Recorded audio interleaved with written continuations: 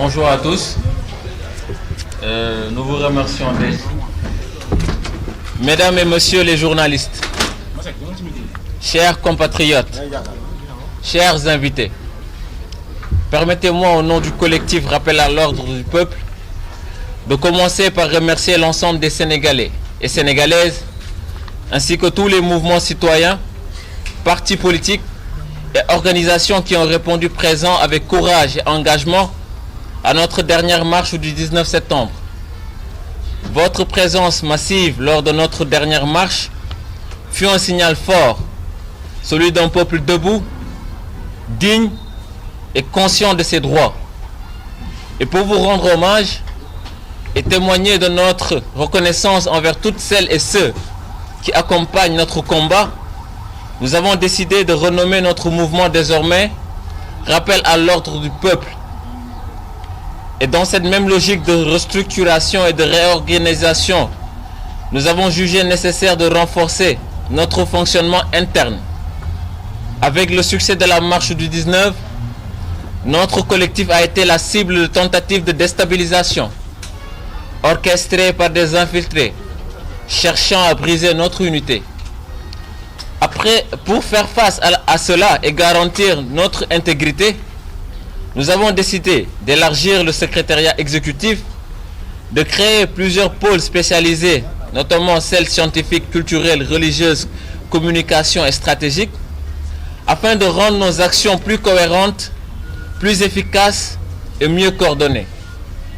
Toujours fidèle à sa mission d'éveil et de résistance, le collectif prépare la sortie prochaine d'une compilation musicale de 8 titres. Chaque morceau portera le voix du peuple et dénoncera les dérives actuelles de notre pays. Le titre Martyr de Cope, déjà disponible sur notre plateforme Rappel Info, et en est le prélude, un cri du cœur,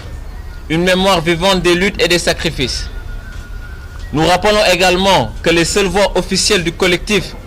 sont celles de Abdou Karim Gueye et Abou Diallo, accompagnés du pôle de communication en les personnes de M. Red Black, Hassan Diouf, Serigne Sidi Mourtar Mbake et Mamadou Sissé Kobe.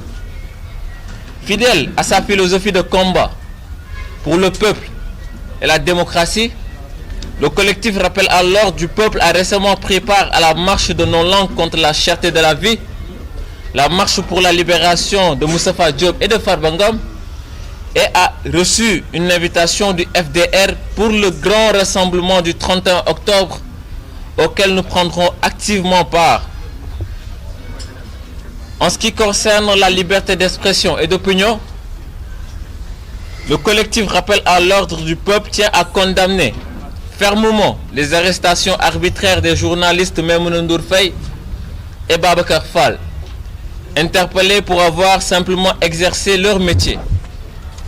Cet acte constitue une atteinte grave à la liberté d'expression et d'opinion, pourtant garantie par notre Constitution et par les principes fondamentaux de la démocratie. Nous rappelons que la liberté de la presse n'est pas un privilège, mais un droit, et que toute initiative ou tentative de museler les voix libres est une menace directe contre la justice, la vérité et la souveraineté populaire. Nous observons avec stupéfaction l'indifférence du Premier ministre, plus préoccupé à organiser des festins politiques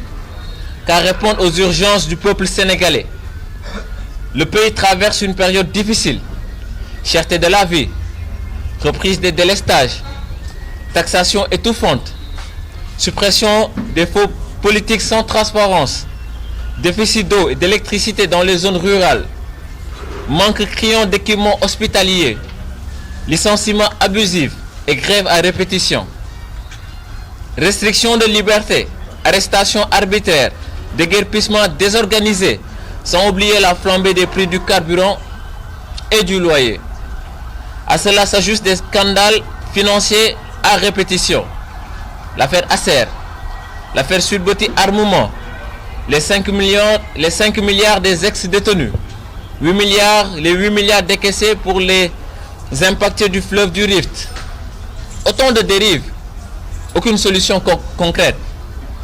Ce pouvoir semble avoir abandonné le projet de reconstruction nationale pour vivre de la souffrance du peuple et narguer ses espérances. Le peuple sénégalais mérite mieux que le mépris, mieux que les promesses trahies, mieux que l'oubli. Face à cette situation, le collectif Rappel à l'ordre du peuple appelle toutes les forces vives de la nation,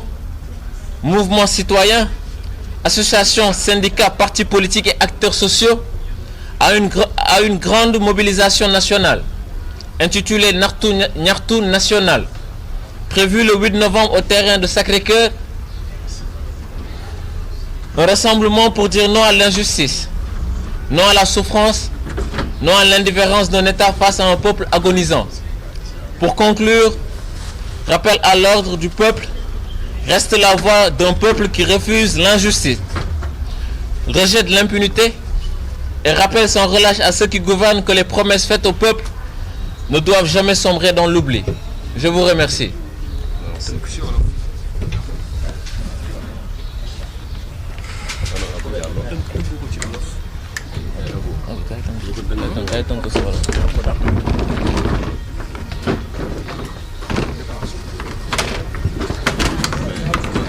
yaa ngi jënd dégg wolof nag man ma sekk tubaab boobu yor affaire yi mu ci boole dégg wolof.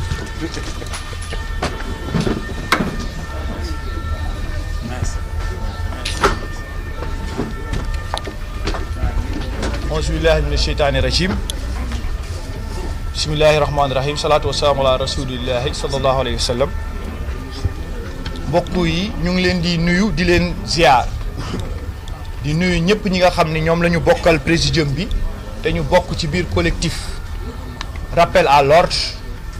ak yéen journalistes yi nga xam ne wuyu si nañ ñu ci woote bi nga xam ni moom la ñu woote. depuis ñu jóge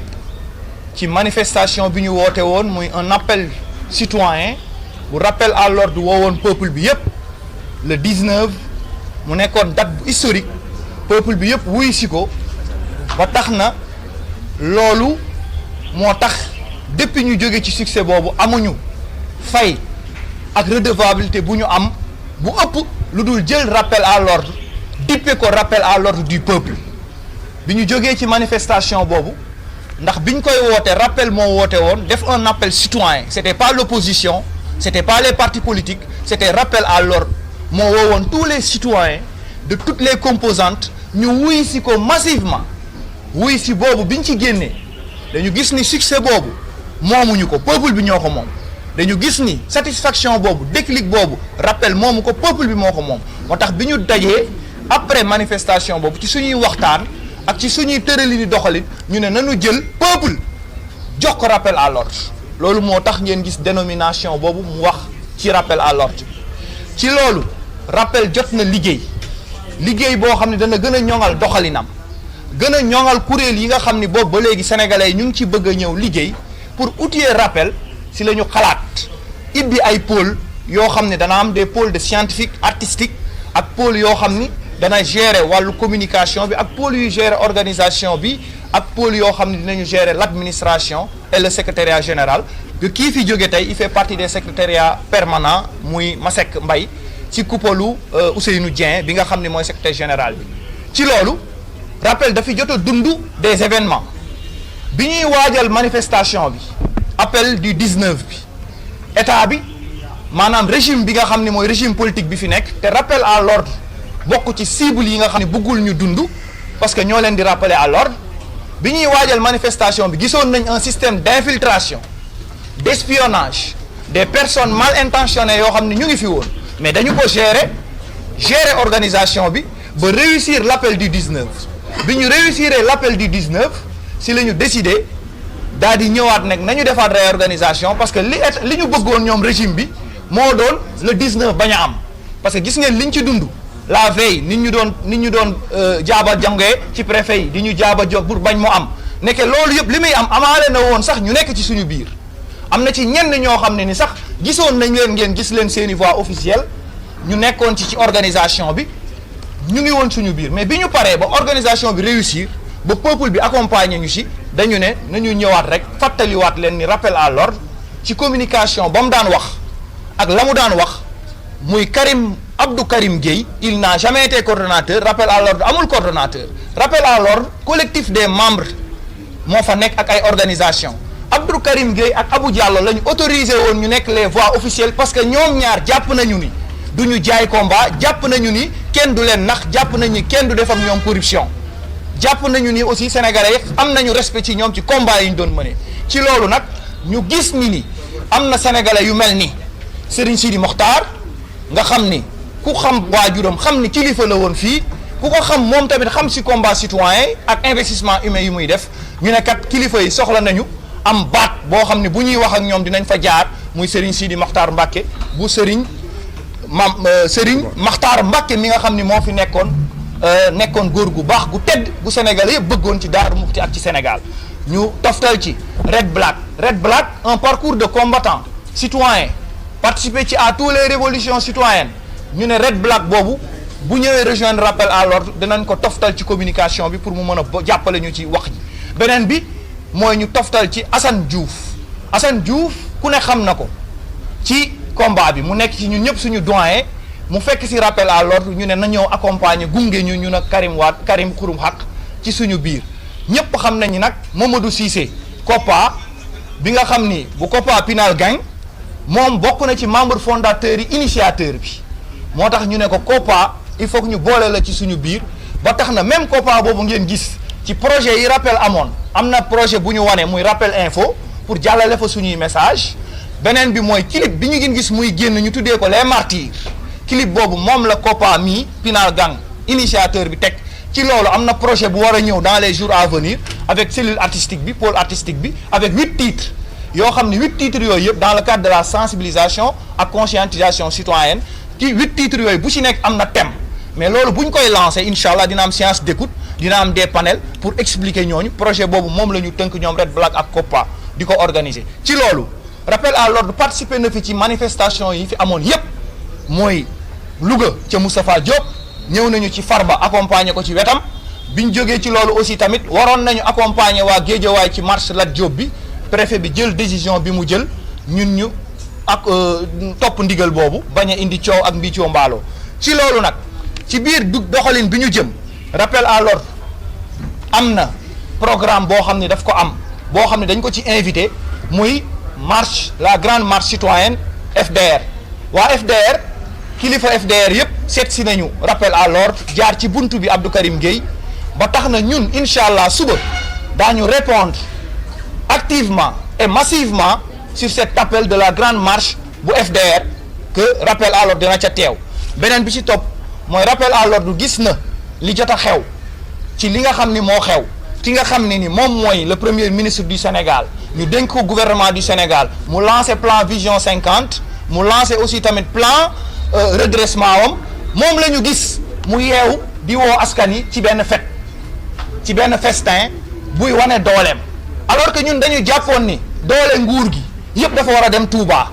pour dindi ndox ma fa nekk dañu jàppoon ni doole nguur gi yëpp dafa waroon dem Bakel pour dimbali ñi fa nekk ba tax na ñu leen di laaj 8 milliards yi nga xam ni moom lañ ci dépensé te gëm sa bopp seet si na rappel à l'ordre ñu war a ànd ci combat ci plainte boobu nga xam ne ni daañu dem incha allah sur le terrain et daañu accompagner plainte boobu pour xam 8 milliards yooyu fu ñu jóge doole boobu ñu bëgg a wane foofu noonu ci stade bi ñu gis ni dañ ko soxla woon pour ñi nga xam ne seen bourse familiale yi tax na demuñu école doole boobu dañ ko soxla woon pour ñi ñu déguerpir te li ñuy lekk ak li ñuy naan ci mbedd mi lañ ko doon jëlee parce que gisuñu ku leen jox liggéey doole boobu muy woote foofu te ñu gis ni doole boobu dañ ko soxla woon pour hôpitaux yi nga xam ne actuellement mu ngi manqué matériel manqué lépp doole boobu dañ ko soxla woon pour mu ut solution ci 30 000 travailleurs yi ñu dàq ba ci yenn diplomates yi ñu rappelé ba pare indi leen te fay ñu leen seen xaalis doole boobu mu woote doon yëpp ne dafay wane dooleem pour dajale leen ci benn espace boobu mu leen dajale mécaniciens yi fa nekkoon doon daan seen doole biñ ko faxasee dañoo defoon ni dañ leen fay tabaxal usine wala usine de production doole bi ñu leen fa war a wan moo tax rappel à l'ordre moom woote ñaxtu national ci le 8 boobu ñu woote ñaxtu national nag suñu mag dégg nañu Bougane Gueye woote ci ñun ñu woote ci ñu bëgg boole doole yooyu yëpp woote ko Sacré-Cœur le 8 boobu nag c'est un appel à tous les forces vives de la nation 8 boobu c'est un ñaxtu national ñun amuñu dooley fonds politique amuñu dooley ay DG yoo xam ne seeni salaire mu ngi yokk ba jaaxal ñu doole bi ñu am muy peuple bi ñu dénk rappel à l'ordre mooy peuple bi ñu jagleel rappel à l'ordre moo tax ñu woote ñaxtu national bi ñaxtu national boobu terrain Sacré-Cœur mécaniciens yi ñi nga xam ne dañoo am problème ñi nga xam ne aussi tamit fay ñu leen seeni salaire BTP bi ñu bloqué seen yëpp ñu dajaloo terrain Sacré-Cœur bu ñuy wootee fee di fecc ak di wane seen doole ñun ñu taxaw fee def suñu ñaxtu national wan leen ni c'est ça les priorités du peuple loolu moo doon perspective bi ak agenda bi ñu jëm ci kaw loolu ñu ngi leen di gërëm di leen sant di sant askan bi yëpp tey wax ñëpp nag ni symbole bi mooy slogan bi mooy réew mi depuis 2021 nga xam ne play ba léegi soigné guñ ko ba léegi ñi dee xamaguñu lu leen rey ñun duñu woote lenn loo xam ni day am yàq day am toj day am gaañ day am wax lu ñaaw loolu dañ koy rappeler ñi ràkk réew mi ba toog ñun dinañ ñëw defar réew mi ànd ak sénégalais ci jàmm ak salaam ak kilifa yëpp ba delloowaat réew mi ci jàmm parce que dañu sonn dañu xiif dañu mar dañu jaaxle suñu njaboot yi jaaxle nañu waajur yi jaaxle ñu taluñu ku ñuy foowee taluñu ku ñuy fecciloo taluñu ku ñuy wayloo jërë ngeen jëf. ñu bàyyi Serigne Sidi Mokhtar après mu ñëw. ci kaddu religieux yi.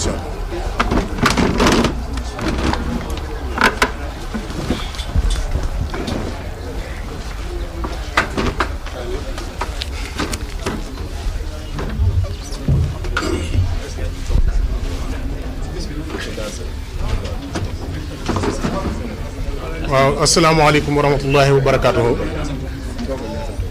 ñi ngi nuyu mbokki Sénégal li yëpp di nuyu mbokki jullit yi di nuyu chefs religieux yi nga xam ne ñoo nekk ci réew mi yëpp moo xam ci diine l'islam wala jeneen diine ju mën a doon di am mbégte yi tamit ci teewee jataay bu mel nii ndax lu mel nii bu masaan am li ëpp ci religieux yi daawuñu ci nangoo participer moo xam ci politique bi la moo xam ci mouvement yi la moo xam ci yeneen mouvement yu mel nii loolu nag man pour man dama ko jàppee erreur ndax population bu ndeet wax sëriñ nit ñi ñoo tax kon lu nit ñi dugg te diine terewu ko rek ab sëriñ war na caa mën a participer di ca joxe xalaatam di ca joxe ay kàddoom di jéem a xoolit loo xam ne xëy na bu ca duggee bu ëllëgee mën naa yàq ñoom ko séqal bu nga ko nangulee mu fexe ba loolu du ci am loolu mënu tàbbal ci mbir mi leneen li ci topp yi tamit mooy détenu politique yi nga xam ne yàlla daa dogal sunu njaboot bokk ci di Abdou Karim Mbacké di sama rakk te ñu bare bari di dégg digganteem ak problème Amadou Sall rappel bi nag bi mu jógee dafa ne rappel à l'ordre du peuple lépp loo xam ne jafe-jafe peuple bi rek rappel am na ca bànqaas bu mu ca war a bay te détenu politique yi yaakaar rappel lool ci seen nekkin ak jafe-jafe yi nga xam ne ñu ngi koy dund ak ñàkk yi tamit ñàkk gi nga xam ne ñàkk nañ leen a téye ci lu dul yoon bafoué seeni droit moo tax ñu yaakaar rappel bu jógee dana leen ci dimbali man côté bi may wax ci côté boobu lay ëppee ak jafe-jafe réew mi léegi loolu moo waral ma fekk si leen ci fas yéene ni leen ci jàppale waaye bi ma leen fekk si ak léegi sama borom damaa dimbali ba ñi ma fekk si mat a fekk si ndax boo jëlee Abdou Karim Gueye nga jël Abou Diallo waxtu julli du leen fekk fenn te jàppuñ julli ko doo leen gis ñuy taxawaalu ci mbedd doo leen gis ñuy def lu nu warut def ñooñu nag mën na noo jaxasoo ku ne mën na noo jaxasoo kilifa gu ne kon nag ñi ngi xamal mboolem sénégalais yi di xamal mboolem chefs religieux yi ne leen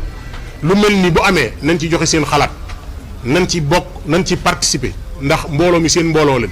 ndax jafe-jafe yi ba mu amee ci réew mi kat fu kilifa diina nekk politicien dem nañ ci yow ne la waxal ci réew mi comme nag dañoo jubaat loo xam ne mën naa indi jafe-jafe ñu teel cee dugg teel ci ànd ak ñoom teelee def ay orientation teel a joxe suñu xalaat day tax bu ëllëgee lu am ak lu mën a am rek kilifa yi mën ko teel a yëg ba mën cee teel a intervenir ci foofu nag la ñuy duggee ci mbirum Touba. Touba day ab dëkk boo xam ne ginnaaw Ndakaaru moo ëpp ci Sénégal waaye moo ci ëpp ay jafe-jafe Touba ndox maa nga fa Touba ñàkk liggéey baa nga fa Touba diggéey yoo xam ne état bii fi nekk da leen ko digoon nax leen jaxase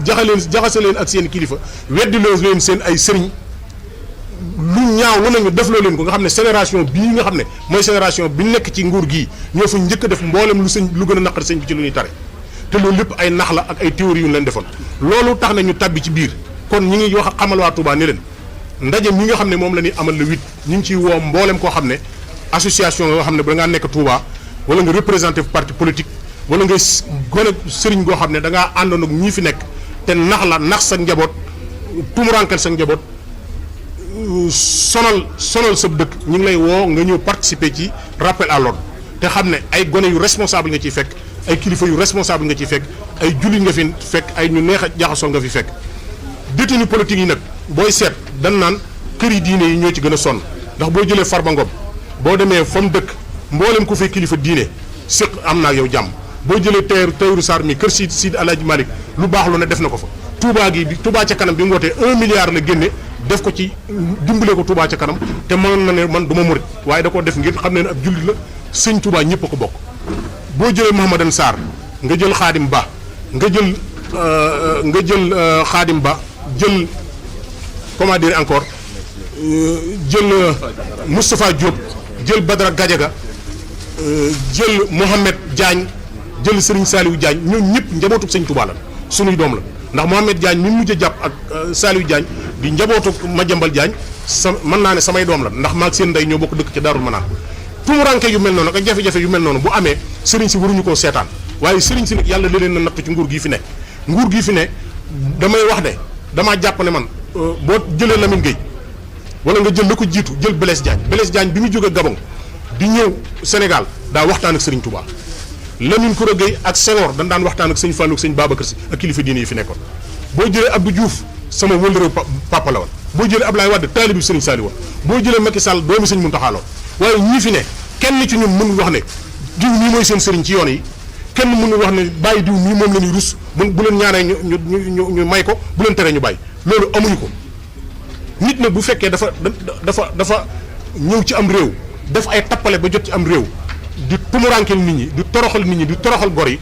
amu fa bàyyi bu ko mën a tere amu fa sëriñ bu ko mën a tere lu mel ni rappel à l'ordre donc moo mën a taxaw ànd ak jeunes Sénégal yi ànd ak religieux yi delloo leen ci li nga xam ne moom la ñuy wuyoo muy rappel à l'ordre kon mbir mi du mbirum caaxaan di mbirum fo du mbir moo xam ne ay gone doon ko sos rek ngir fooye ko man ñii du ma tabbi mukk ci loo xam ne lu ñuy caaxaane la du ma tabbi mukk ci loo xam ne diine du ko nangu du ma tabbi mukk ci loo xam ne boo seetee Serigne Touba da ca amatu yoon wala El Hadj Malick da ca amul yoon ndax lu ma mën am ñoo ma ko gënal kon na ci ñëpp jóg na ci ñëpp taxaw te lu 8 waa Touba waa Daarul Muxti waa Mbacké Bawol waa Tiwaawan waa Ndiassane waa Canaba na ñëpp ñëw fekk si rappel à l'ordre bi ci terrain Sacré-Cœur bi kilifa diine yëpp ñu ngi leen di woo imam yëpp ñu ngi leen di woo oustaz yëpp ñu ngi leen di woo képp koo xam ne daal bëgg ngaa intégrer rappel à l'ordre te xam ne mën nga ci am touche boo ci def ngir yëf yi gën a jaar yoon ñu ngi la ci woo di ci woo immigré yi rawatina ñi nekk bitim réew di ci woo marchand ambulant yi di ci woo policiers yu ñu dàq enseignants yi bàyyiwuñ kenn képp koo xam ne daal tumuranke dab na la rappel à l'ordre solution la boo ñëwee incha allah lu ko ci war dana ko def ànd ci ak yow ba nga jot say droit ñu ngi sant di gërëm wasalaamaaleykum wa rahmatullahi wa barakatu.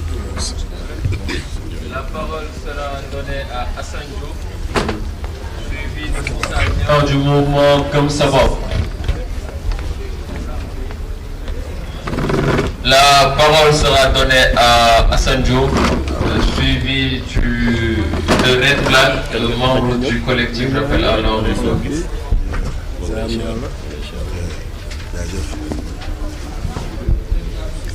asalaamaaleykum sama mbokk journaliste yi ci yéen laay tàmbalee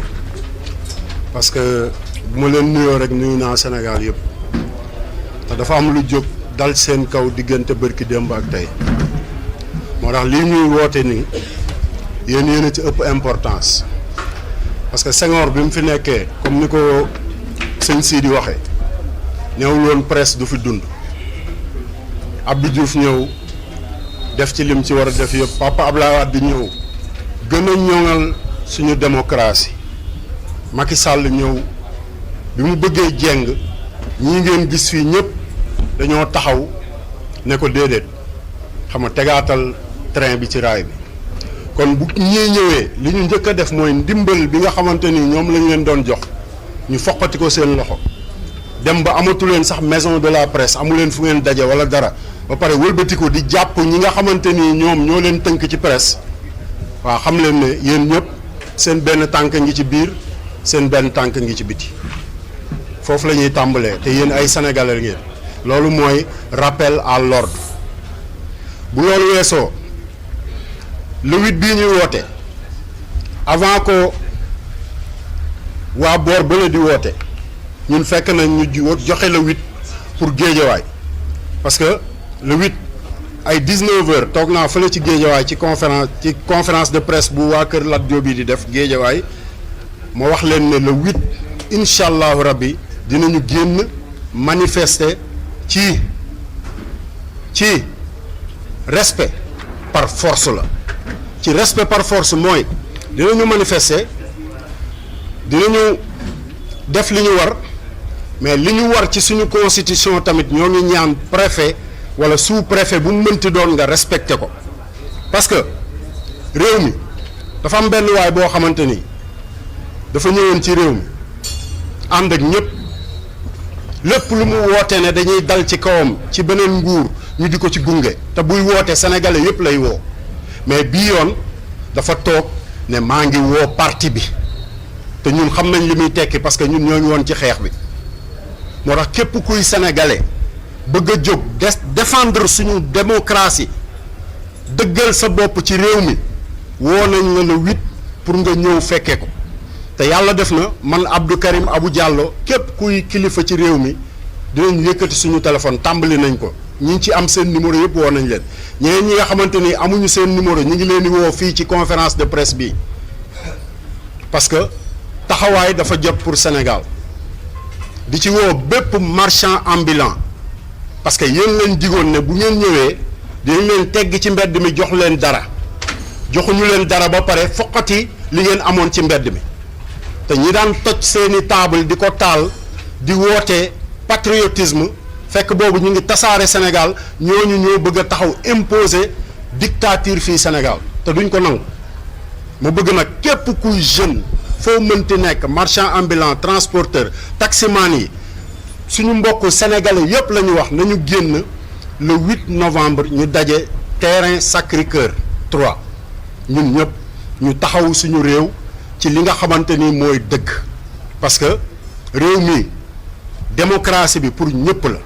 nekkul loo xamante ni dafa nekk pour benn individu xam nga li ma wax ñi ci des bokkuñu ci ba pare di daaneele ci xeex bii ñuy xeex tamit dafa ànd ak xeex biñ ko xeexaloon moom ba mu amee jàngoro ñëpp di wër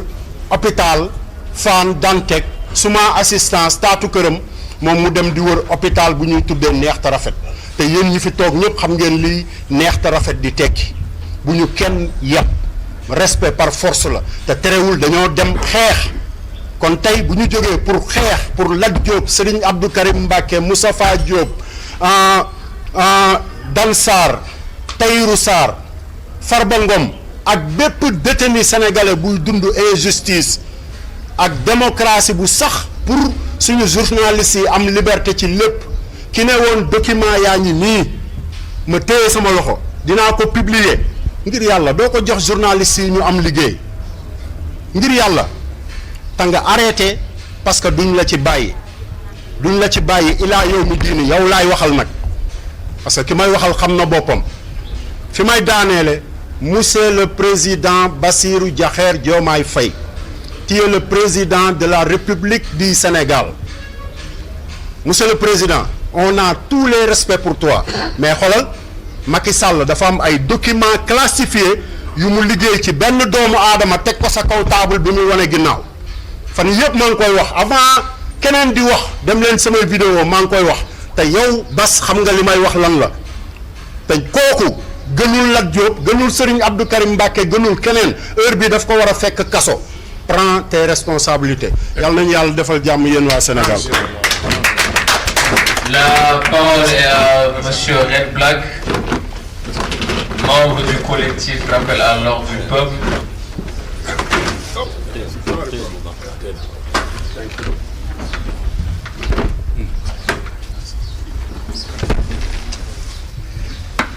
Asalaamaaleykum à toute la presse. Yéen waa presse bi ñu ngi leen di nuyu. Moi c'est El Hadj Dia, plus connu sous le nom de Red Black. Donc comme on dit, ce qui se conçoit bien s'annonce clairement et les mots pour le dire arrivent aisément. Tout a été dit ici. C'est clair, la mission de rappel à l'ordre n'est rien d'autre que de rappeler à ce régime c'est de rappeler à Pastef, qui aujourd'hui est au pouvoir, les promesses qu'il a eu à faire à l'endroit du peuple sénégalais et jusque-là qu'il n'arrive pas à respecter. Donc, comme on dit également, à tout seigneur, tout honneur, cette conférence de presse aujourd'hui, c'est une occasion de dire merci et de féliciter Abdou Karim Gueye Xurum Xaq par rapport à l'effort qu'il a fait pour qu'aujourd'hui, rappel à l'ordre soit une référence au Sénégal, en Afrique et dans le monde. Pourquoi mu ñëw foofu te je voudrais d'une manière définitive ñu lijjanti affaire boobu ba kenn du ci waxati. Il y a beaucoup d'attaquants à l'endroit de Karim, mais ñun Karim nous devons lui dire merci. Pourquoi merci? Parce que dafa fekk rappel à l'ordre nekk un nouveau-né mu yenu ko boot ko porté ko ba tey rappel à l'ordre nekk une référence nekk vraiment loo xamante ni c'est une fierté sénégalaise. Bon Abdou Karim Gueye ñu ngi lay remercier. Ana Karim ñu ngi lay remercier au plus profond de nous-mêmes. Voilà, donc loolu bu weesoo bon Kopo a eu à ouvrir vraiment la voie à travers morceau bi nga xamante ni mooy Martyr, parce que buñ ne Red Black seen xel day dem ci góor gi na dem seen xel day dem ci góor gi deena suul nañ ko, seen xel day dem ci Yolom Gaño, seen xel day dem ci lu bëri. Donc ñun suñu arme mooy suñu musique, parce que notre musique, il n'y a pas un moyen d'expression plus large et plus accessible que la musique, raison pour laquelle ñun pôle bi nga xamante ni pôle artistes yi la dañoo décider pour sortir benn compilation de 8 titres. Comme tout à l'heure ni ko Abou Diallo waxee, chaque titre représente une voix du peuple sénégalais ou bien la voix qui représente la souffrance des Sénégalais. Donc déjà Kopa Pinal Gang ñu ngi koy féliciter par rapport au morceau Martyr bi mu def, mu nekk un morceau qui réclame justice, mu nekk un morceau boo xamante ne day ñaan à ce que ñu lever amnistie bi, parce que waa nguur gi dañ ne woon bu ñu ñëwee amnistie bi la ñuy njëkk a voté Assemblée nationale. Ki ko wax mooy seen premier ministre, mais jusque là li mu wax du dëgg dans la mesure où voté nañu ay loi yu bëri bàyyi li nga xamante ni nii moom mooy loi d'amnistie bi. Te aujourd'hui nous réclamons la vérité, nous réclamons la justice, nous réclamons la transparence avant même de parler de paix ou de réconciliation. Gambie bi ñu gën a jege ki fa nekk bi mu accéder au pouvoir li ñu njëkk a def mooy leeral li nga xamante ni ay ñaawteef la yoo xamante ni fa lañ leen fekk. Donc ku ci nekk taxaw na, ku ci nekk ñu xam lan lañ def ci ñaawteef ci réew mi ba tey ji on parle de réconciliation. Ñun déjà avant même de parler de réconciliation, on sait que ki fi nekk di njiitu Pastef bëggul réconciliation Sénégal. Ñun àggaguñu sax ci point réconciliation, loolu ñoru ko. Donc ñun en tant que rappel à l'ordre, c'est important que rappel à l'ordre bi mooy le logo si suuf à chaque fois da ngeen di gis rappel à l'ordre du peuple. C'est important, comme ni ma ko waxee woon à l'entame de mes propos, Abdou Karim, Abou Diallo, monsieur Sidi Mbacké, toute l'équipe ici ñoom ñëpp am nañu mérite, mais Karim dama naan ko jaraw lakk. Donc aujourd'hui, pour différencier rappel à l'ordre bi toog fii avec vous la presse sénégalaise, donc à chaque fois dee leen xool ci suuf am na benn mot buñ ci yokk bu tudd du peuple. Donc rappel à l'ordre bi c'est important, signature am foo leen ko gis te gisu leen fa du peuple xam leen ni du rappel à l'ordre bi. Donc nag on est très fier par rapport ak yeneen rappel à l'ordre yëpp. Tey jii ku ci nekk boo sañoon boo taxawee benn affaire day am ay antennes un peu partout à travers le Sénégal comme à travers le monde. C'est vrai aussi que ñu ngi liggéey ci côté boobu. Aujourd'hui waa Europe ñu ngi réclamer rappel à l'ordre, waa Amérique ñu ngi koy réclamer, un peu partout ñu ngi koy réclamer. Donc une fois encore je vais pas continuer à monopoliser la parole parce que ñi war a wax bëri nañ, mais en tout cas on se donne vraiment rendez-vous très bientôt le 8 mu nekk marche ñaxtu et on fait appel à tout le peuple sénégalais sans sans distinction ñu ngi oo mécaniciens yi ñu ngi oo ambulants yi ñu ngi oo étudiants yi ñu ngi oo la presse qui est une très grande victime de ce régime donc Sénégal yéen ñëpp ñu ngi leen di oo ci marche ñaxtu national ñu continuer def li nga xamante ni moo ñu war mooy rappel à l'ordre du peuple c'est le peuple qui va faire son propre rappel à l'ordre donc rendez-vous le 8 novembre Inch'Allah au terrain de Sacré-Cœur. Merci à toute la presse, merci à tous les invités, merci à toute l'audience. Merci. Nous invitons maintenant Monsieur Blaise Pascal à prendre la parole, membre du collectif Rappel à l'ordre du peuple.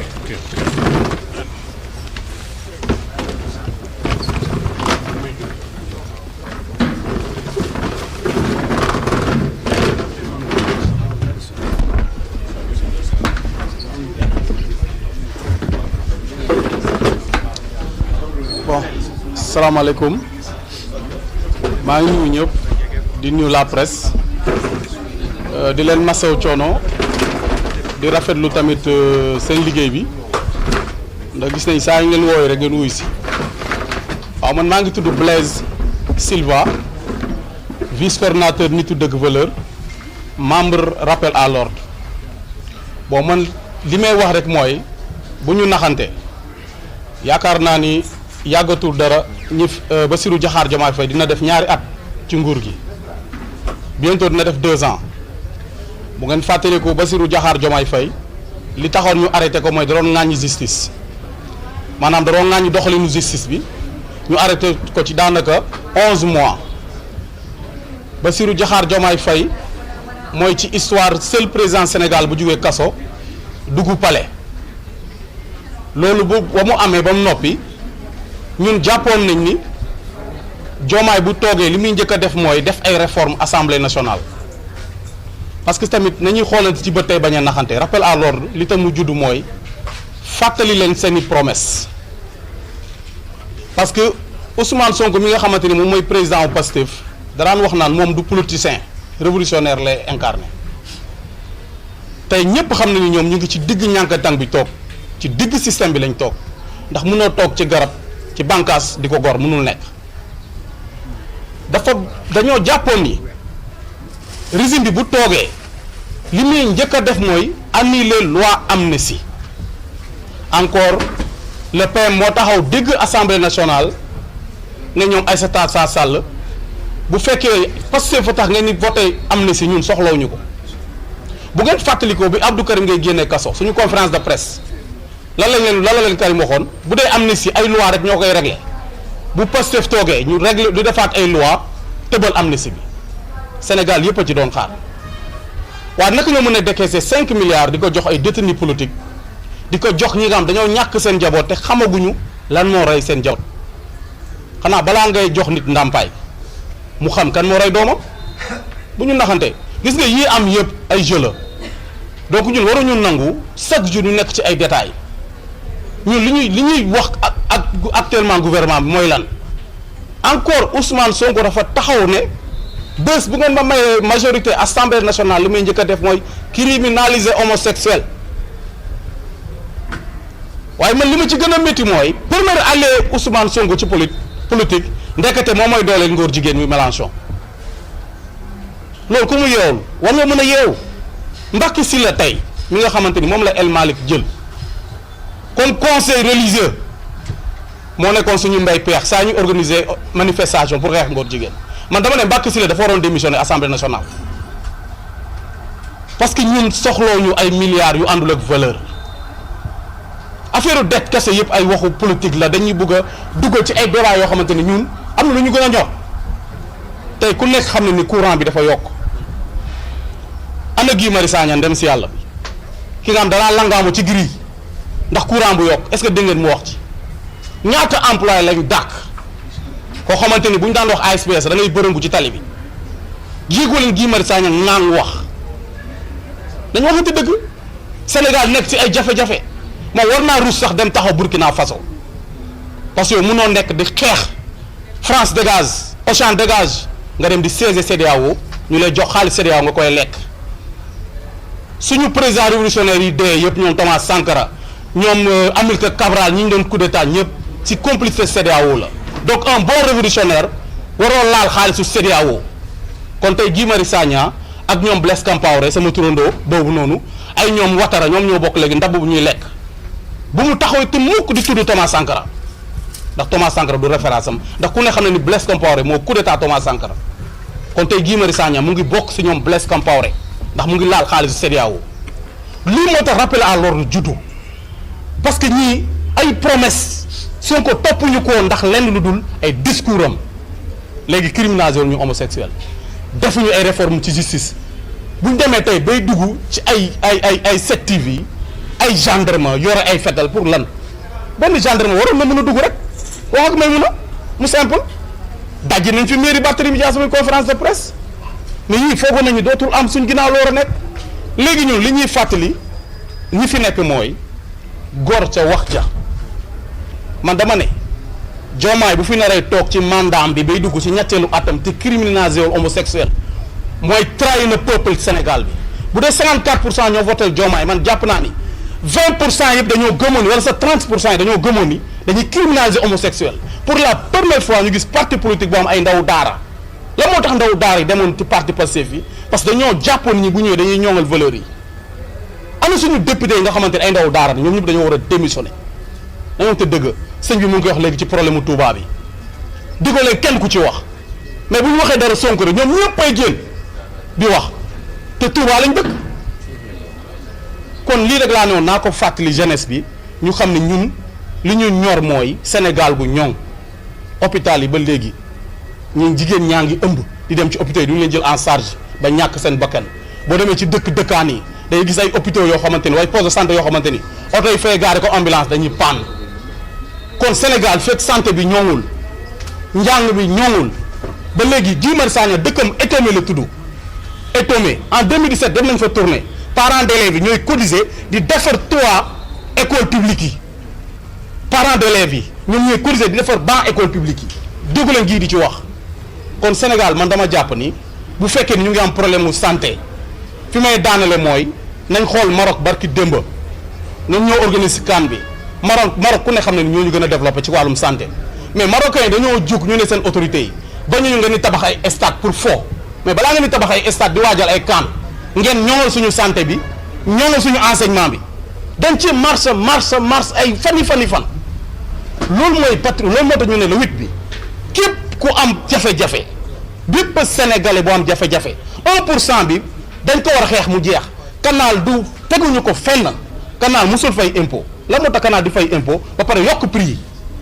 le lis canal di fay impôt ñun sénégalais ñoo koy joxaat waa canal maanaam ñun du ñu perte 1% yi pour lan ñi ñaa ngi bëgg a dee ñu leen di yokkaat ay taxes ba pare premier ministre sañ taxaw naan taxes yi duggul seen poos ñan lay nax mais xaalis contribuable bi moom leen di fayee lépp seen déplacement lépp ñu ñoo koy fay sénégalais kon nañ delloo si suñu xel te xam ni képp ku am jafe-jafe ñu ngi lay xaar le 8 ci terrain Sacré-Cœur bi parce que man yaakaar naa ni Ousmane Sonko waroon na tal leneen lu dul toog naan maa ngi woo sympathisants yi maa ngi woo parti bi Assane wax na ko léegi wax dëgg yàlla meeting keneen moo ko waroon tal ku dul Ousmane parce que yoo xam ne da nga fekk Sénégal ci 44e sous-sol 44 sax laa koy wooy du ma ne 4 yow nga fekk dëkk bi foofu El Malick borom matt mu tooy taxaw naan day jëndal ay député am oto yu jar 50 millions tey nee nga ci matt mu tooy nga fekk ci réew mi mais boo fekkee matt mu tooy da ngay dem taxañuwaat nga fexe noo booyalee loolu mooy leader nañ bàyyi jooyantu bi bu dee sonn ñoo leen gën a sonn ñoo leen gën a jaaxle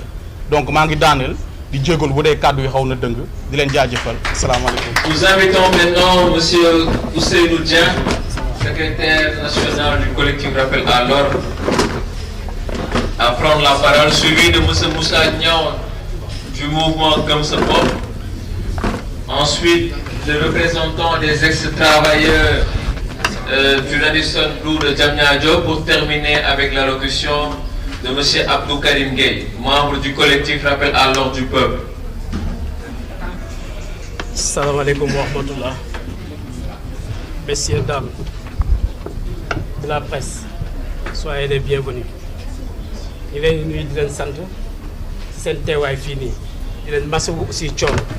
si xam naa coono yi ngay daj bu yegg si fii nii man maa ngi tudd Ousseynou Dieng di secrétaire général bu collectif rappel à l'ordre du peuple. balaa may dugg ci affaire bi li may njëkk a def mooy nuyu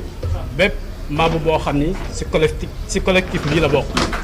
di aussi di nuyu di jaajëfal suñu invité yi nga xam ni ñoo toog fii nii. rappel à l'ordre nag dafa nekk concept boo xam ne bëggoon naa ci dellusiwaat tuuti bu ñuy wax rappel à l'ordre du peuple c'est pas différent du rappel à l'ordre bi nga xam ni moom lañ xamoon mu nekk fii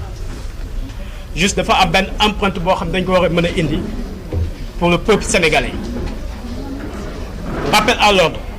suñuy fondamentaux dafa nekk ci ñuy lutter contre l'oubli, contre l'injustice et contre l'impunité. dinaa ci ñëwaat benn bi dinaa ci ñëwaat léegi nii ci benn bu ci nekk li nga xam ni mooy rappel suñ ko waxee rek dafa am loo xam daf koy convoquer et mën nañ ci àgg ba nga xam ni fu sori sax mais dafa am loo xam dama ko jàng ci livre bi nga xam dañ ko tuddee un berger bu nu mu tuddati bu la Dialéctica ngeen baalu Dialéctica ci livre am boobu dafa am loo xam daf ko ci wax mu expliquer entre Senghor ak Abdou Diouf transition boobu bi muy am mu ñuy jàngal nañu transition boobu noonu boo leen gisee lu tax mu mën a am c'est pas parce que Senghor était là comme président wala Abdou Diouf comme premier ministre mais c'est tout à fait c'est juste parce que on avait des institutions fortes une administration forte moom moo taxoon transition boobu am Abdou Diouf ba nga xamee ni wàcc na pouvoir bi le président Abdoulaye Wade di ko jël entre mars ak avril xatoon na xat boo xam ni du moom wala Abdoulaye Wade ñoo tax ba loolu am mais toujours des institutions yoo xam ne ñoo fi nekk forte ak administration boo xam ne dafa am doole mais loolu moom moo wéy di wéy ba Macky Sall bi mu jël pouvoir bi di ko jox ñi nga xam tey ñoom ñoo fi nekk mais le pourquoi tey ñu war a ñëw indi discrédit ci institution yooyu noonu ak ci administration boobu là c'est une question qui mérite réflexion léegi pour ma dellu si ci sama sujet mooy le rappel à l'ordre du peuple contre l'oubli pourquoi contre l'oubli aussi bu ñu ko waxee mooy contre maanaam contre fàtte dañuy convoquer l'histoire du Sénégal mën nañ ko jëlee ba fu sori sax ba bu ñu neexee temps bi ñuy jàpp suñu maam bi di jaay ou bien ñu ñëw ba temps colonisation ou bien après colonisation wala après président yi ñu fi wax yépp dañuy essayer xool li nga xam ne moo nekk suñu histoire les points noirs et les points yi nga xam ne ñooy les points qui scintillent ñu fexe boole ko ba nga xam ne dafay nekk une mémoire pour ce peuple là ba nga xam ne suñu suba dañ koy ñoŋal mémoire boobu loolu lépp la ñuy jël dajale ko mu war a nekk une mémoire vivante boo xam ñun collectif rappel à l'ordre dañ ko porté ñu dañuy xeex contre l'oubli contre fàtte parce que dafa am événement yoo xam ni précisément dafi xew entre 2021 ak 2024 ay événements yoo xam ni vraiment yu douloureux lañu ay bakkan dee si ay loxo dagg si ay famille tas si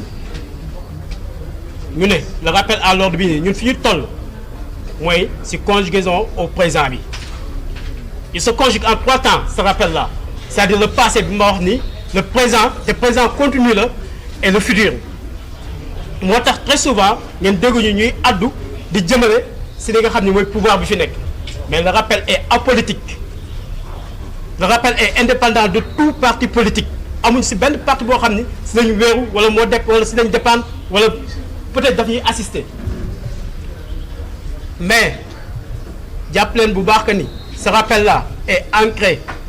vraiment dans la défense de ce peuple là et de sa dignité. L'oubli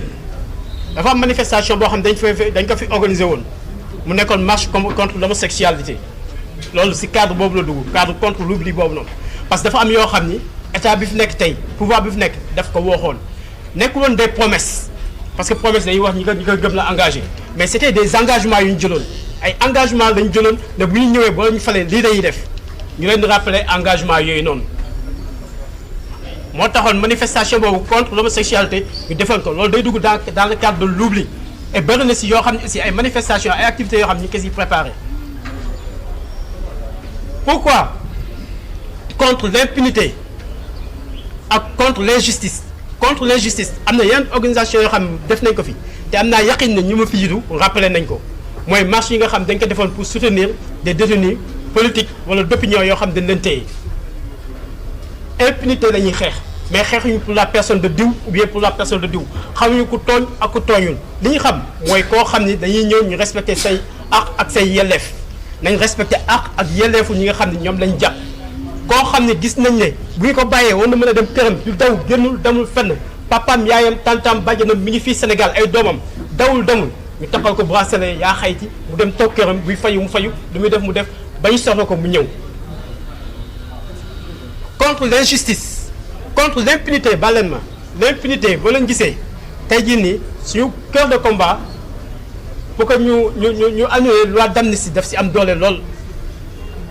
parce que dañ jàpp ne loolu tey jii nii moom mooy soubassement bi nga xam ne moo tax ba impunité am Sénégal loi boobu il faut que ñu tëbal ko loi boobu il faut que ñu annuler ko bu ñu ko annuler képp koo xam ne dafa war a wuyu si kanamu yoon na dem mu toog mu wuyu xooluñu si Mademba xooluñu si Massamba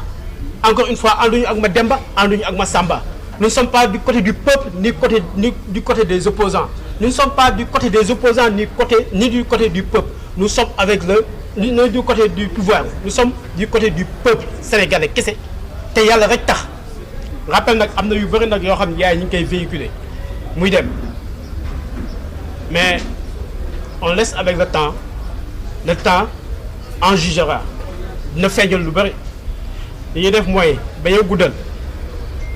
ñu leen di ñaan képp koo xam ni bëgg nga xam réellement rappel yi nga xam moom lay xeex moom lay ay activité am na nga jokkoo ak Kopa bu Pinal Gagne de passage ñu koy féliciter ci titre bi nga xam ni def na ko ak liggéey bu am solo bi nga xam ni nga koy def ci rappel en tant que le membre vraiment fondateur di jaajëfal fa ma commencé woon jaajëfal Abdou Karim bi nga xam ni moom yàlla def na même bu ko nangul sax tur bi mais mooy suñu coordonnateur national moom ak Abou Diallo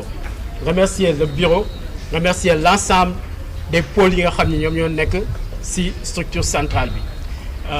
fi may daanelee ngeen baal ma mooy ne dafa am loo xam ni daf fi am ñaari affaire yoo xam ni dama ci sànni tuuti rek soog a dem mooy am na benn taxe 1% boo xam dañ ko teg ci pas mal de entreprise ak ay produits ak ay nangam ak nangam je suis pas économiste je vais laisser la question aux économistes ñoom ñu wax ci ñu delluwaat fan yi passe ñu dégg benn communiqué buy wax ne dañuy wàññi carburant wàññi gaz taxe boobu 1% boobu bu ñu dajalee Sénégalais yëpp jël ko ci ñoom noonu laa ko mën a tuddee parce que boo demee Auchan jënd ñu jël ko foo dem ñu jël ko mais le Sénégalais bi nga xam ne dafa diminué ki nga xam ne loxoom jotul gannaaw kooku ñuy jël 1% boobu ci moom ki nga xam yàlla may na ko ñu jël 1% boobu ci moom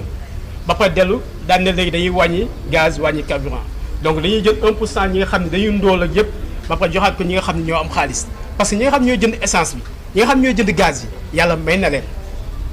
ñi nga xam ne seen loxo jotul gannaaw jënduñu essence jënduñu pétrole jënduñu gaz.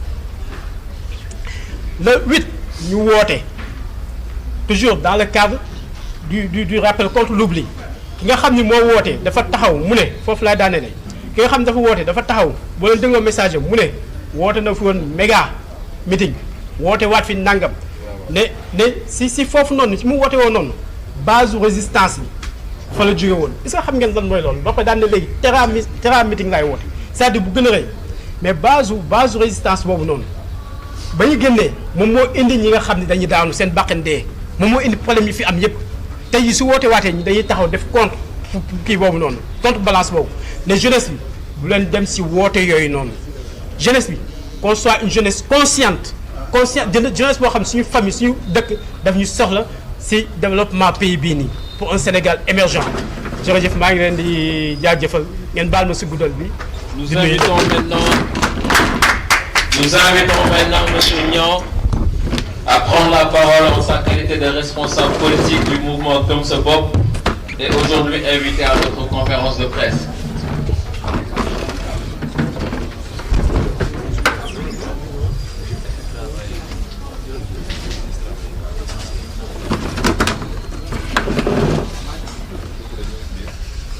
Moussa Niang, délégué national à la vie politique de Gëm Sa Bopp. Mesdames et messieurs les journalistes, chers compatriotes, chers citoyens de Rappel à l'ordre, nous vous félicitons de l'initiative parce que le Sénégal vit un moment de vérité. Pendant que le régime s'adonne à des pratiques, à des shows politiques, des démonstrations de force sans substance, le peuple, lui, s'enfonce chaque jour dans la désillusion. On nous présente un show national pour glorifier le pouvoir, mais en réalité, la réalité se joue dans les foyers, dans les marchés, dans les écoles et dans les hôpitaux. On nous présente un show national pour masquer la réalité. Ce régime veut faire croire que tout va, mais le peuple sait que l'économie est à terre, que la flambée des prix a atteint des niveaux insoupçonnés, que le chômage des jeunes endémique est sans solution, que la santé est à genoux, que l'école sénégalaise se délite, que les pêcheurs, les agriculteurs, les paysans, les déguerpis sont laissés à rade, et que le clientélisme, l'injustice, l'incompétence sont devenus les piliers du régime. Ce qu'il appelle show, nous l'appelons théâtre du désespoir. Et face à ce théâtre, le Niakhte national sera un référendum pour le peuple, le mur de lamentation pour le peuple sénégalais. Un référendum entre ceux qui applaudissent la propagande et ceux qui refusent l'humiliation nationale. Dire oui à ce régime, c'est dire oui à la pauvreté, à la misère, à l'arbitraire. Dire non à ce régime, c'est dire oui à la justice, à la dignité, à la compétence et à l'espoir. C'est pourquoi, au nom de Gëm Sa Bopp, au nom de tous ceux qui croient à un Sénégal debout, j'appelle tous les citoyens, les patriotes, les démocrates, la société civile, les syndicats et les forces vives à se rassembler le 8 samedi au terrain Sacré-Cœur pour un sursaut national historique. L'histoire retiendra: quand le pouvoir ment, le peuple se lève. Le show, c'est le mensonge du régime. Et le peuple viendra, non pas pour marcher, mais viendra pour dire non à l'injustice, pour dire non à la misère organisée, pour dire non à la comédie politique. Ce que Ousmane Sonko appelle démonstration, le peuple en fera un référendum. Car au soir du 8, une seule vérité éclatera. Le show, c'est la désillusion. Le Niakhte national, c'est le référendum du peuple. Mbokki Sénégal, ginnaaw bi ñu ñëw fii jaajëfal rappel à l'ordre ci initiative bi te boole ñu ci, dañuy janoog sénégalais yi wax leen ni Assane Diouf ku mat a jaajëfal la également, parce que gis nañu li mu dox pour que le sursaut national nekk benn mbir boo xam ne dañ ciy xàccandoo dóorandoo ci le 8 terrain Sacré-Cœur. Le 8 nag dafa am un caractère référendaire, mooy nit ki dañuy woo sénégalais yi entre ñu choisir wax oui à Sonko, réew mi ngi dox, ndóol amu fi, hôpitaux yi am nañ plateau technique bu relevé, justice bi mi ngi dox, clientélisme jeex na ci réew mi, scandale jeex na ci réew mi, kenn xiiful, courant bi cherul, woyeful bu cherul. Loolu mooy dem répondre ci l'appel de Ousmane Sonko ci showam boobu. Non bi nag mooy ñëw répondre ci ñaxtu national bi, mooy mur de lamentation bi, pour ñëw wax ni man dañ ma arrêté ci sama liggéey injustement parce que dañ fa bëgg a placer benn koo xam ni membre la ci Pastef, muy clientélisme. ñëw répondre ci ñaxtu national bi mooy lan? ñëw wane ni sénégalais bi mi ngi feebar te lu mën a am bërëb bu mu fajoo. ñëw ci ñaxtu national bi mooy ñëw wane ni justice bi kat justice à deux vitesses la. délit d'opinion tey la gën a bëri, li nga xam ne mooy les emprisonnements tout azimut nga xam ne da ngay wax sa xalaat ñu convoqué la, cybercriminalité tey la gën a bëri, li nga xam ne mooy presse bi tey lañ leen gën a embastillé. ñi nga xam ne ñooy baykat yi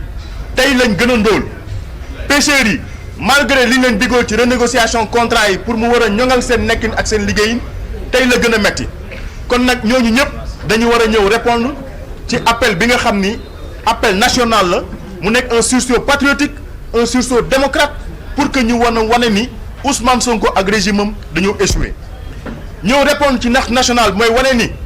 régime bi fi nekk ginnaaw bi ñu fekkee réew mi ci 4e sous-sol yóbbu nañ ko ci 12e sous-sol ñëw répondre ci ñaxtu national mooy wane ni ñii kat lépp loo xam ne engagement la bu ñu jëloon vis-à-vis du peuple ñëw nañ wàcc ko lekkaat ko muy criminaliser góor jigéen li nga xam ne moom mooy justice pour les 83 morts nangatuñ ci wax muy abroger la loi d'amnistie wala supprimer ko ginnaaw bi ñu wootee dañu jàpp ni les forces vives de la nation ñu ngi leen di invité ci li nga xam ne moom mooy marche bi muy la ñaxtu national syndicats yi ñu ngi leen ci woo enseignants yi ñu ngi leen ci woo le collectif des déguerpis ñu ngi leen ci woo parce que nit la ay nit la ñoo xam ni dañ doon ut fu nu sàmmee seen sutura donte cadre de vie ñu ñëpp la soxal c'est l'idéal baax na waaye balaa ngaa déguerpir nit da nga koy utal solution da nga koy utal alternative loolu mooy rôle état ñooñu ñëpp ñu ngi leen di woo ci ñaxtu national bi beneen bi également ñi nga xam ni dañ leen di diaboliser te saa yu ñu demee dugal seen plainte du mujj fenn ndax lan parce que ñi koy def ci pouvoir bi lañ bokk la communauté Haalpulaar nga xam ni récemment dañ leen viser à travers des propos ethnicistes extrêmement dangereux ñu ngi leen di woo également ci li nga xam mooy la ñaxtu national parce que justice dafa war a am ci réew justice dafa nekk loo xam ne dañ ko war a sauvegarder pour l'intérêt de tous salaamaaleykum wa rahmatullah. Moussa Niang, délégué national à la vie politique de Gëm Sa Bopp. Nous invitons maintenant Monsieur Oumar Gueye à prendre la parole en sa qualité de représentant du collège délégué de l'organisation Blue de Diamniadio, suivi de Monsieur Babacar Fall du Rassemblement des travailleurs licenciés, RTS.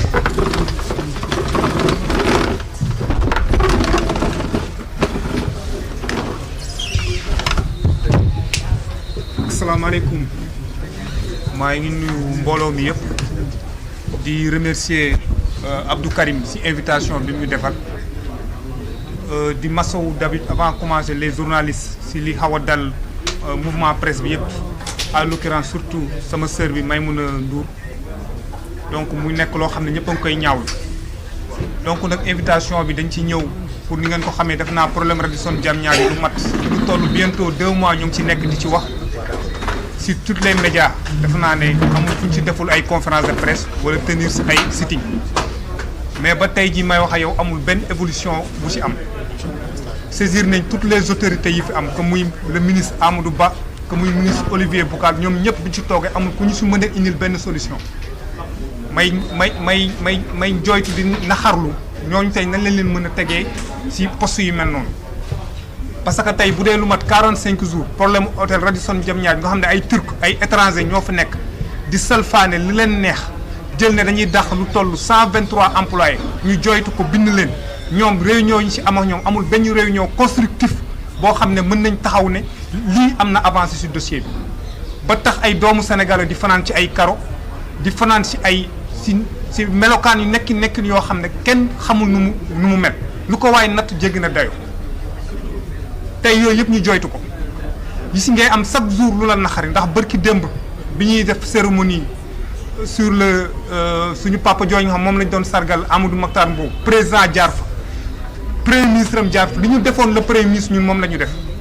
dañu barricadé à l'intérieur de l'hôtel ne amoo leen droit génn pour xool seen président pour wax ko lu leen naxari la gendarmerie cercle hôtel bi yëpp ne doo leen génn si biti si biir ngeen di des wala ñu génne leen ci biti loolu lañ dund mardi bi passé ñu dugal sitting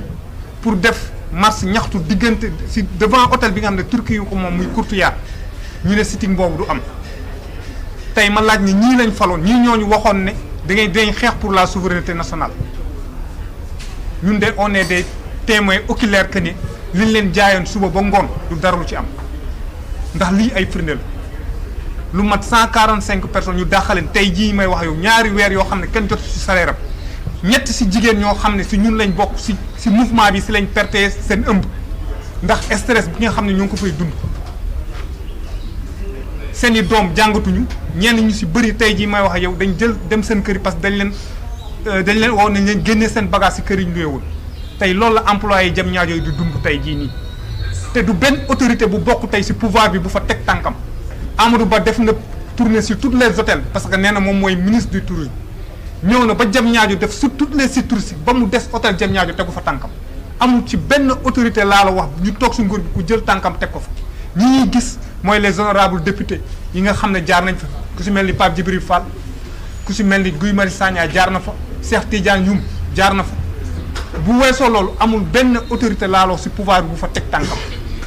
te ni nañu ay réunion boo toogee ñoom lu ñu leen di wax mooy jëm leen ñu xool solution du ñun ñoo leen ñu utloo solution ñun li ñu mënoon mooy exposer leen le problème ñoo xam nañ ko yëpp parce que il faut que nit ñi xam ko hôtel Radisson Diamniadio état du Sénégal moo ko moom courtier Turquie ñoo ko moom bu ñu demee nag bay jël ab intérêt Turquie privilégié ko sur les plus de 143 employés yi nga xam ne ñëpp ay doomu sénégalais kenn raxu leen mais kon tey war nañu xoolaat ñun ban dëkk lañ ne def naa du lii ñoom lañ ñu jaayoon bi ñuy falu du lii lañ waxoon tanax askan bi du lii lañ waxoon ak jeunesse bi si biir employé am na ñoo xam ne tëj nañ leen 6 mois kaso si mouvement Pastef bi ñu génnee ñu ñëwaat hôtel dañ leen dàq dañ leen doon fi liggéey parce que da ngeen absent 6 mois yëpp ñoo ko tëddoon kaso tey ñooñu ñëpp lañ boole jël seen avenir tey la ko mu nekk biir inspection du travail bi fa nekk nga xam ne doo lu mat 45 jours kenn xamagul ban décision lañ nar a jël te foofu ñoo ngi fay alerter l'inspection du travail que ne décision bu muy jël bu mu mënti jël na xam ne nit lu waay ren sa loxo lay nàcc te ñun on est prêt pour lépp ku fa tëdd 45 jours xam nga ne kooku tey boo ko waxoon kaay dee du ko amul lu muy ragal parce que xalaatuñ fa génn il est temps que l'État choisisse entre l'intérêt de ses enfants wala l'intérêt des Turcs il est temps que mu def ko du ma fàtte remercier Boubacar Fall bi nga xam ne il fait les premières personnes yi nga xam ne jaar nañ fa metti lu naxarlu affaire bi du ñu tenir trop la parole parce que am na ñeneen ñu war a jaar di remercier encore ñi fi ñëw ñëpp di leen jaajëfal Abdou Karim merci beaucoup. Nous invitons maintenant M. Boubacar Fall à prendre la parole en sa qualité de représentant du Rassemblement des travailleurs du foncier du Sénégal, RTS. Merci beaucoup. Asalaamaaleykum mbokki journalistes yi maa ngi leen di ziar yéen ñëpp di leen nuyu di leen jox seen wàccuwaay di nuyu sama frère Karim ak Assane su leen limee rek je pense que ni nuyu naa waa collectif bi nga xamante ni moo tax ñu daje fii yëpp muy rappel à l'ordre mais nag di nuyu aussi ki nga xamante ni mooy représenté tey le président Bougane Gueye Dany mooy son délégué national di Moussa Niang di ñëw rek di dugg ci sujet bi nga xamante ni moo nu dajale fi ñun ñëpp je pense que ni boo leen dégloo discours ñi nga xamante ni jot nañ fi jaar ñoom ñëpp il y a un seul mot qui revient c'est la justice on veut une justice libre justice nag dafa yaatu suñ ko waxee ñun en tant que peut-être travailleur on va parler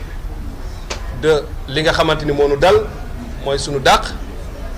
duñu dàq ci anam yi nga xamante ni méngoowul ak code du travail te jàpp nañ ni tey Sénégal kenn cote moo nekk jamono ji nii suñu interlocuteur c'est le président de la République Bassirou Diomaye Diakhar Faye qui est un ancien secrétaire général d'un syndicat lu tax nag ki nga xamante ni moo topp si moom nekkatul suñu interlocuteur munoo woo ay pères de famille des représentants légaux des travailleurs muy les centrales syndicales nga xaatim ak ñoom ab bataaxal muy pacte suicidaire boobu bu nu signé le 1er mai boobu ba léegi defoo si gat te yow yaa bind noir sur blanc page 8.1 que premier point c'est la réintégration des travailleurs licenciés donc le gouvernement avoue que dàq na ay sénégalais su ma ñëwee ci sama camarade ñi nga xamante ñoo nekk hôtel Radisson suñu waxee renégociation des contrats tey ki nga xamante ni moo géré Radisson mooy en l'occurrence SOGIP dirigé par un secrétaire général qui est revenu maintenant un secrétaire général des bavardeurs te mënul jël benn décision jàpp naa ni tey su fekkente ni état du Sénégal jël na tous les risques pour wax des détails cachés alors que ñoom ñi ngi def ay rapports cachés mën na résilier contrat boobu pour l'intérêt de ces Sénégalais qui travaillent au niveau de l'hôtel li nga xamante ni moom la ñuy woote nag jàpp naa ni c'est un acte ñaxtu national pour ñëpp la nag pas pour nous les travailleurs licenciés mais pour vous la presse aussi parce que tey actualité yéen a ko lëmbe mais Mamadou Ndour Faye Babacar Fall amène deuil aujourd'hui. Hier, Soya Diagne et parmi tant d'autres. Gis ngeen ni waxuma la sax au-delà de votre droit de liberté de presse mais li nga xamanteni moy seeni droit ñu voté ko au niveau de l'Assemblée nationale dañ ko denc moy aide à la presse te japp naa ni lépp li nga xamante da nga ko voté au niveau de l'Assemblée nationale muy li jëm ci primature jot na ci li jëm ci présidence jot nañ ci li jëm ci ak li nga xamanteni sax voté wuñu ko au niveau de l'Assemblée nationale jot nañ ci moy lu ñu indemniser moy les casseurs de la République waxtuma la nag li nga xamante duñ ko voté pour la presse du ñuy demander ñu jot ci li nga xamante ni moom la ñuy wootee ñaxtu national c'est la vie chère la liberté d'opinion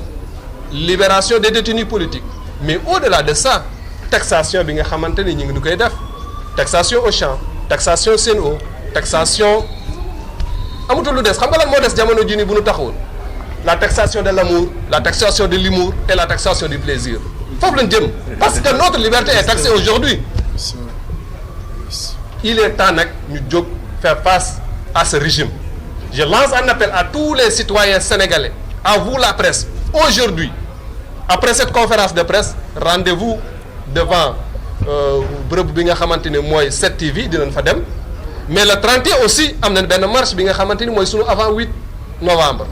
mais le 8 novembre c'est un déclic national bi nga xamante ni on doit faire face à ce régime ce sera la justice ou la révolte rien d'autre c'est aux autorités de choisir maa ngi leen di sant di leen gërëm merci beaucoup. Nous allons maintenant écouter monsieur Abdou Karim Gueye, membre du secrétariat permanent du collectif Rappel à l'ordre du peuple,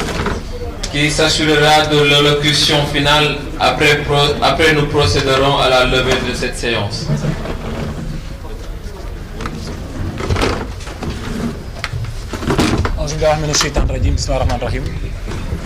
D'abord dañu ni balu àq on s'excuse pas dañuy jégalu si retard yeeg yenn yi nga xam ne yu sew yi nga xam ne am na mais li am solo